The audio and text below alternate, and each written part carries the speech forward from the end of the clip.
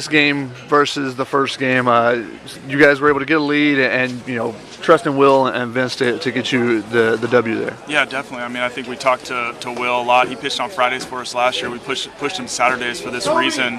We knew this would be a swing day. Our Friday guy this year, has some pretty good stuff, and he's got a chance to win. But if we lose, Will gives us a great chance, and we just played a cleaner game. And when you do that, you give yourself a chance to win. And when he wore down a little bit, Robio did a really nice job out of the pen, and we made some big plays when we needed to. A little bit of a unique day because you're finishing off a suspended game, so you guys are taking that loss, officially.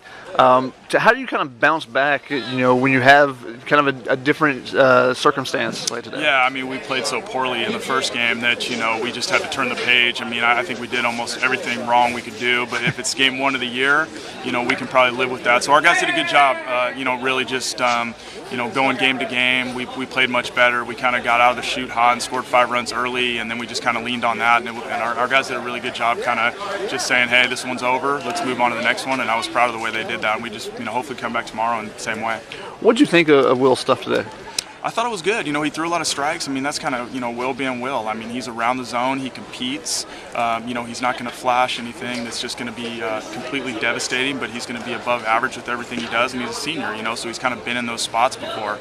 So, even when he got in a couple jam situations, he made some big pitches when he needed to, and he just tired out a little bit first game at the end. He got into about 88 and 90 pitches, and that was kind of it for him. But he gave everything he got. And if we make one more play at the end, he probably finishes that 7th. But I just didn't want to leave him out there too long. With him, what kind of strides have you seen from him? Taking a quote-unquote lesser role going to Saturday versus Friday, but what have you seen, what progression have you seen from last year to this year? Yeah, I think he's just learned how to slow the game down a little bit. I think he's developed his secondary pitches where, he's got a slider that he can throw, he's got a changeup that he can throw, both, to righties and lefties, and he's kind of just learned how to command his two-seam a little bit where he can kind of, ram that in on righties a little bit and then just pitch a little bit more, where I think before he was kind of just throwing and trying to, maybe overmatch guys with, not quite the stuff to be able to do that. And now that he's kind of pitching and learning how to give and take and just kind of work around the zone and then just kind of see what swings guys have and how he can attack those. And he's done a good job and he's progressed. I mean, last year he had some highs and lows and hopefully he can kind of continue to do this for us because that's a big day on Saturday. He told me, he's a guy that wants to lead by example. He's also a guy that's fired up, yelling coming off the field after a couple of the innings.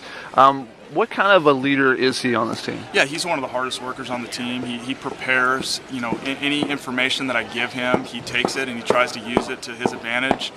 He's going to work on anything that we get a chance to work on. And then, you're right. I mean, his fault can be he gets a little too amped sometimes. I think, we saw a couple times in those big situations, I think he hit a guy where he tries to overthrow and maybe speed everything up. And sometimes he's almost got to slow it down and just, stay within himself each pitch. And when he does that, he does a good job. But, he's learned to manage that better, but the work is not a problem. I mean, he wants to do anything he can to be better, and that's huge when you got that guy leading your pitching staff. And you decided to go to Vince in the 7th inning, Vince Robio.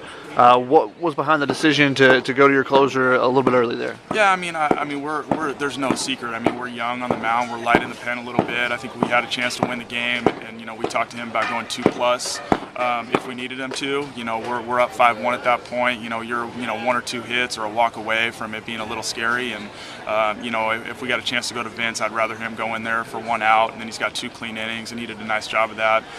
Otherwise we're rolling the dice a little bit, and we need some other guys to step up. And if they do, we can maybe do it a little differently in the future. But I think right now that's kind of the route we got to go. And if we have a chance to win a game, we got to let Vince go. He's our guy. And then earlier today, Danny Meyer finishes off the first game with his second solo homer of the first game. What is his bat in the middle of the lineup? How does that kind of change things, the fact that you were able to get him back even though he was drafted last year? Yeah, I mean, he had a great year for us last year. I know he struggled his first couple years, and as a junior, he really got hot toward the middle of the year, ends up hitting 15 or 16 home runs, and he's kind of carried that over into the summer. And then this year, I think Noah Jackson, our hitting coach, has done a great job with him, just like he did with Gio Brusa last year. And having Lucas Halstead protect him a little bit will be big because, obviously he's going to get pitched to a little bit in the middle of the order, and so we did a better job this game having some of the guys around him, get some hits in big spots, and we're going to have to do that because he can't do it by himself. But he's been great. I mean, he's worked hard. He's done everything we asked him to, and just have that physicality and a chance to hit the ball over the fence every time he steps in the box is big. And now he's only on pace for 56 homers this year. Right, yeah, he kind of set the bar high early, but yeah, we'll take it. I mean, I'm sure he won't end up with that, but getting 2 homers in your first game, that's a great start.